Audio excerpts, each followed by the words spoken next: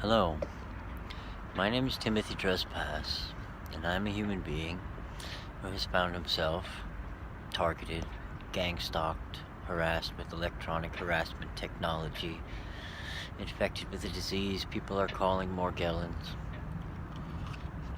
forced to move 14 times in 4 years or 5 years, basically tormented, tortured, made very ill, and anyway, so yesterday I returned home to my boat, and I've been here now, a year going on August, and nobody has ever come aboard my boat uninvited. When I returned home, I noticed that somebody had broken into my boat, and they had smashed this wood here that holds the sliding wood on, and they had ripped this wood off on this side, broken it off. Not after trying to smash this lock off with a brick. The lock didn't break, thankfully, but then they realized it was easier just to smash this wooden thing, so they smashed off the wooden thing. They ripped this out and left it open. They went into the boat and they looked through everything. Thankfully, nothing was taken, nothing that I've noticed, except I did notice that up on the shore they took the pump that I used to pump up the dinghy with the little adapter thingy on it that you can't pump it up without, and one of the oars. But as far as, I thought, oh God, here we go, but nothing was taken. The frightening thing was that when I noticed, I used to keep my generator right here, and they had flipped the generator upside down. It was laying on the deck here, and the gasoline was spilling out. And in this compartment here, I keep some old safety flares that are expired. I just had gotten them the day before, and one of those safety flares was taken out. The bag was taken out, and it was left on the deck. Now, I looked around and noticed that it wasn't just my boat that had broken into. It was also that boat there. They had broken the same thing, smashed off the wood, pulled off the bottom panel, left it open. And this boat here, behind me, they had done the same thing, smashed off the top panel, broken it open, left it open. Now, I don't know whether anything was taken from these other boats. They're not mine. But it took me a moment to realize when I called my friend Chris, who has a couple of boats down the end. He said, yeah, it's probably those guys, those jerks down the end, the ones who locked the gate on me and somehow have blamed me for a motor went missing from his boat, supposedly. And somehow I became, the most likely suspect. Why, I don't know.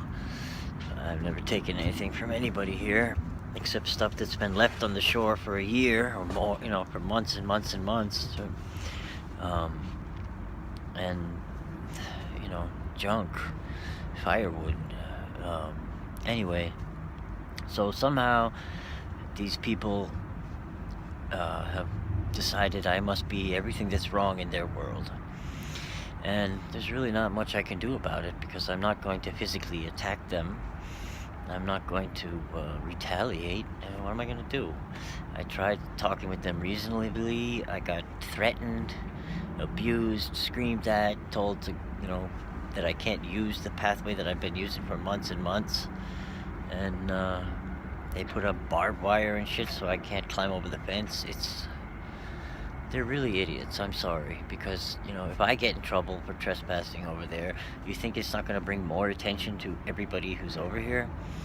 Anyway, my hope was that the people in these other boats would somehow be outraged and big and strong and, find justice for me, but obviously that's not going to happen. It is nice to think that hopefully they've pissed off, 3 or 4 other people, and the more people they piss off, the less likely I am to be blamed. I don't know. It's ridiculous. But so what I did was I spent the last 2 days reinforcing this here with metal, so that you can't just rip it off. You need a crowbar. You have to be determined. And although they were determined, I don't know how determined they were, they did get in because it was simple to get in. And I'm glad that they didn't, or weren't able, or didn't try to smash the fiberglass. Although they left me a frightening message. They didn't do too much damage, and they didn't take too much. I was grateful that. Anyway, so this is my life. I'm busy struggling to survive, and struggling to make ends meet, and struggling to get back and forth and stay out of trouble, and trying to find another place to be that so far I have not found one that has access to the road that I need to go to every day. A bunch of other things in my life I've been trying to change without much luck or help from doctors and such. It's really sort of been a nightmare. But that's another story. I've tried to talk about happy things and pleasant moments in my life, but the truth is there aren't that many of them. Petra is suffering terribly from this voice to skull. They never leave her alone, and she's becoming more and more psychotic and delusional and angry and difficult, and I'm really sort of at a loss for what to do, and do my best, even though she drives me crazy sometimes. It's sad, very sad. This whole thing is just very sad. Anyway, that's my story, and I thank you all for watching. I thank you for your prayers, for your comments, and your occasional donations. It really does make a difference in my life. Hopefully the next video will be about happy things. I don't know if I've mentioned I did all kinds of work. I put up these poles here. I got one left to do. I put this little rain canvas up, and I built this little thing here that has sliding plastic, windows, so that when the other thing is in front and this thing's not here, you can sort of keep the wind out of your face. I haven't quite figured the whole thing out, but there it is.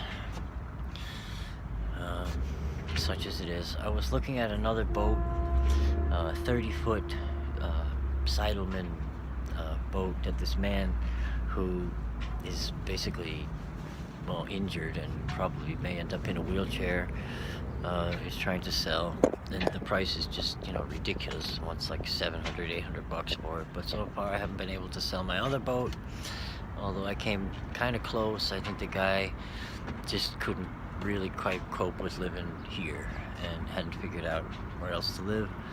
Of course, the other boat has a toilet on it with a tank, and those things always stink. So I think I'm gonna rip that out if I can figure out how to pump the sludge out of there without hurting myself. Tear it out, just sell it as it is. It's a really nice boat, the other boat, Anyway, we'll see what happens. God willing. You guys have a great day, and God bless you all. Take care.